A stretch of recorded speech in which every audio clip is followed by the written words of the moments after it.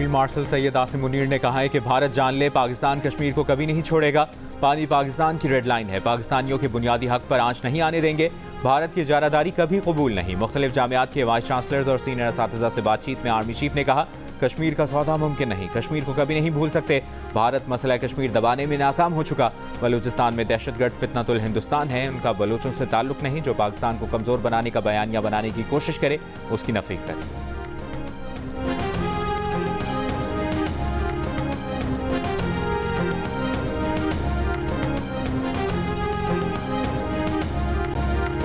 वज़ीर आज़म शहबाज शरीफ 2 रोज़ा दौरे पर ताजिकिस्तान के दारुल हुकूमत दुशांबे पहुंच गए। एयरपोर्ट पर ताजिकिस्तान के वज़ीर आज़म ने वज़ीर आज़म शहबाज शरीफ का इस्तकबाल किया।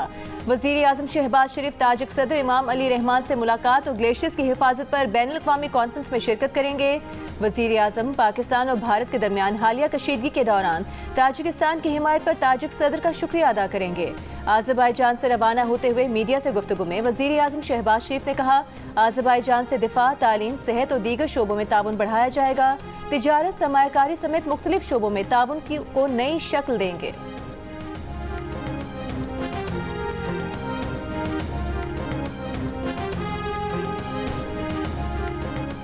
ट्रंप ने भारत पाकिस्तान जंगबंदी के लिए तिजारत का इस्तेमाल किया। तिजारत और टैरिफ पर सदर के इख्तियारात महदूद किए तो तनाज़ा दोबारा भड़क सकता है। अमरीकी हुक्काम का अदालत में सदर ट्रंप की तिजारती पॉलिसियों के दिफा में दावा। अमरीकी इंतजामिया ने ट्रंप के तिजारती टैरिफ को गैर कानूनी करार देने के अदालती फैसले पर अपील दायर कर दी। अमरीकी हुक्काम का मौक़िफ़ है कि सदर के टैरिफ के इख्तियारात महदूद किए गए तो ये इलाकाई सलामती और तिजारती मुआहिदों को खतरे में डाल सकता है। इख्तियारात महदूद करने से पाकिस्तान और भारत के दरमियान दोबारा तसादुम हो सकता है, जिससे लाखों जानें खतरे में पड़ जाएंगी। भारत अमरीकी सदर की जानिब से जंगबंदी कराने के दावे की तरदीद करता रहा है। विफाकी अमरीकी अदालत ने सदर डोनाल्ड ट्रंप की टैरिफ में इजाफा इख्तियारात से तजावुज़ करार देकर रोक दिया।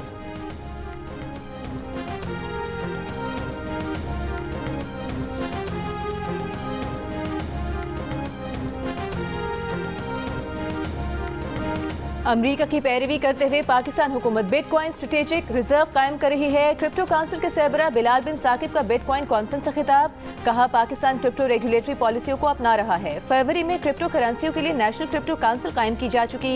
पाकिस्तान ने गैर मुल्की सरमायाकारी को राग़िब करने के लिए नेशनल क्रिप्टो काउंसिल कायम की। बिलाल बिन साकिब ने कहा कि पाकिस्तान ने क्रिप्टो को कानूनी करेंसी न बनाने का मौक़िफ़ तब्दील कर लिया है।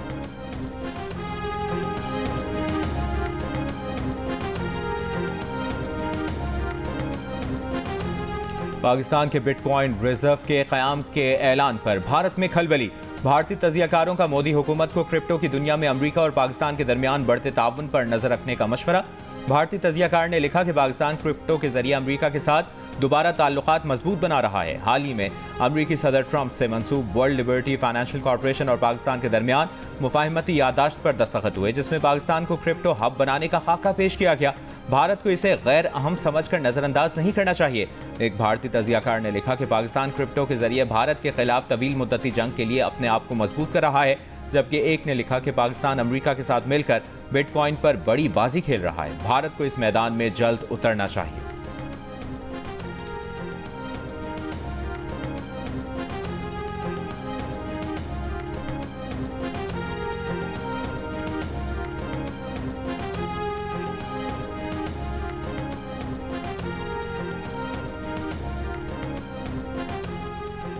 विफाकी सेक्रेटरी खजाना का कहना है कि अभी क्रिप्टो से मुतालिक इब्तिदाई बातचीत जारी है। स्टेट बैंक और SECP में क्रिप्टो पर अभी तक पाबंदी बरकरार है। जब हुकूमत कोई फैसला करेगी तब ही रेगुलेटरी फ्रेमवर्क होगा। कौमी असम्बली की कायमा कमेटी बराए खजाना में गुफ्तगू। स्टेट बैंक के हुकाम ने बताया कि क्रिप्टो पर पॉलिसी में तब्दीली नहीं आई। चेयरपर्सन कमेटी नफीसा शाह ने पूछा, पार्लियामेंट और स्टेट बैंक के बगैर क्रिप्टो काउंसिल कैसे बन गई। सेक्रेटरी खजाना ने बताया कि वज़ीर आज़म ने एक एग्जीक्यूटिव ऑर्डर के जरिए क्रिप्टो काउंसिल बनाई। उन्हें इस काबिल नहीं समझा कि क्रिप्टो काउंसिल का रुकन बनाया जाए।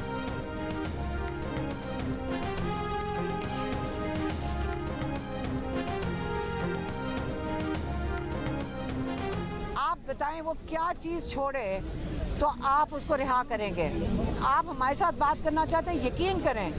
आप बताएं, गिव एंड टेक करना चाहते हैं, हमें बता दें इमरान क्या गिव करे और आपको क्या चाहिए। उन्होंने साथ ही बड़ा वाज़ेह कह दिया कि कोई गिव एंड टेक नहीं है, हमें सिर्फ मेरे दरवाजे सिर्फ खुले हैं सिर्फ और सिर्फ इस्टेब्लिशमेंट से डायरेक्टली बात करने के लिए। अलीमा खान के एक बयान की बाज़गश्त है जिसमें उन्होंने कहा कि गिव एंड टेक, उसके ऊपर उन्होंने क्लैरिफाई कर दिया है कि वो गिव एंड टेक सिर्फ उस हद तक है कि पाकिस्तान के लिए अगर कोई बात करना चाहता है तो बात करे, लेकिन मेरे लिए कोई गिव एंड टेक का सवाल पैदा ही नहीं होता। गिव एंड टेक की आपने बात की है, वो लोगों ने मिस इंटरप्रेट किया है। उन्होंने ये कहा है कि आप क्या चाहते हैं, ये कहा है। उन्होंने कभी ऐसा नहीं किया कि आओ कुछ हमसे गिव एंड टेक कर लो और लेट खान साहब भी फ्री।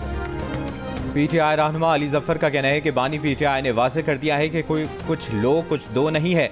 बातचीत के लिए उनके दरवाजे सिर्फ इस्टेब्लिशमेंट के लिए खुले हैं। अडियाला जेल में बानी पीटीआई से मुलाकात के बाद गुफ्तगू में अली जफर ने अलीमा खान के कुछ लो कुछ दो के बयान से मुतालिक सवाल पर कहा, बानी पीटीआई ने कहा है कि मुल्क की खातिर कुछ लो कुछ दो के लिए तैयार हैं। पार्टी लीडरशिप तहरीक के लिए तैयार हो जाए, विकेट के दोनों जानिब खेलने की किसी को इजाज़त नहीं देंगे। चेयरमैन पीटीआई बैरिस्टर गौहर ने कहा कि बानी पीटीआई दो टोक कह चुके, डील के जरिए बाहर नहीं आएंगे। कुछ लो कुछ दो से मुतालिक बानी पीटीआई की बात को गलत अंदाज में पेश किया गया। 2 रोज पहले बानी पीटीआई की बहन अलीमा खान ने कहा था कि बताया जाए बानी पीटीआई ऐसा क्या करें कि उन्हें रिहा कर दिया जाए।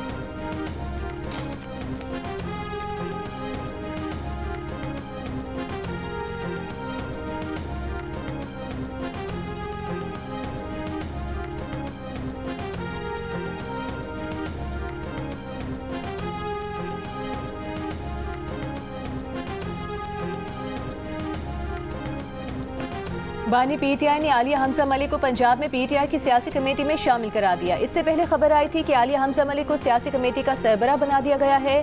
तर्जुमान पीटीआई शेख वकास अकरम ने आलिया हमजा को कमेटी का सरबराह बनाने की तरदीद कर दी। कहा, आलिया हमजा कमेटी में शामिल की गई हैं। कमेटी में पंजाब के 4 रीजन्स के सदूर भी शामिल होंगे। इससे पहले सलमान अकरम राजा, उमर अयूब, अहमद खान बच्चर और उस्मान अकरम पर सियासी कमेटी तश्कील दी गई थी। शेख वकास अकरम ने कहा कि बानी पीटीआई ने सियासी कमेटी को खत्म करने के कोई अहकाम जारी नहीं किए।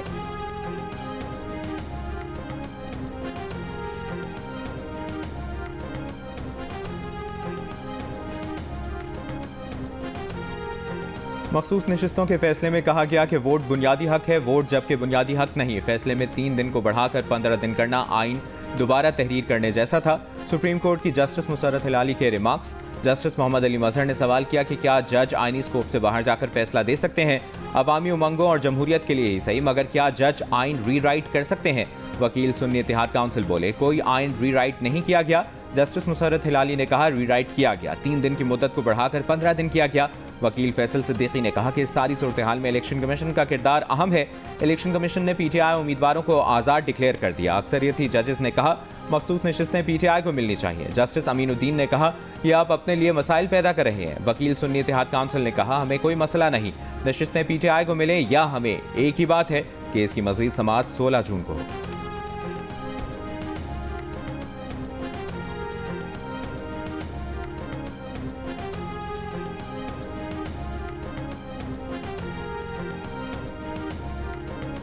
सुप्रीम कोर्ट के आईनी बेंच में इस्लामाबाद हाई कोर्ट में जजेस ट्रांसफर और सीनियरिटी के खिलाफ केस की समाअत। बेंच के सरबराह जस्टिस मोहम्मद अली मजहर ने रिमार्क्स दिए कि आर्टिकल 175A के तहत नया तकर्रुर हो सकता है। नए तकर्रुर और तबादले के मानी अलग अलग हैं। तबादले के मामले में 3 चीफ जस्टिस शामिल थे। हर चीज़ एग्जीक्यूटिव के हाथ में नहीं थी। अगर 16 जून को समाअत मुकम्मल हुई तो जजेस से मुशावरत के बाद मुख्तसर फैसला सुना देंगे। अदालत में इस्लामाबाद हाई कोर्ट के 5 जजेस के वकील बैरिस्टर सलाहुद्दीन ने कहा कि जज की एंट्री फ्रंट दरवाजे से हो या साइड दरवाजे से, लेकिन हलफ लेना होगा। जस्टिस मोहम्मद अली मजहर ने कहा कि अगर जजेस का तबादला मुस्तकिल नहीं तो हलफ क्यों उठाना पड़ेगा। वकील बोले, ये ट्रांसफरिंग जज का आरजी हलफ होगा।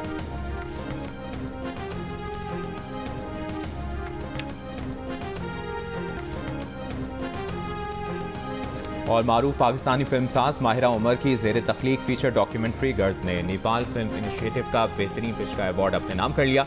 ये एजाज़ दस्तावेज़ी फिल्म साजी के मैदान में उनकी तख्लीकी सलाहियतों के एतराफ़ में दिया गया।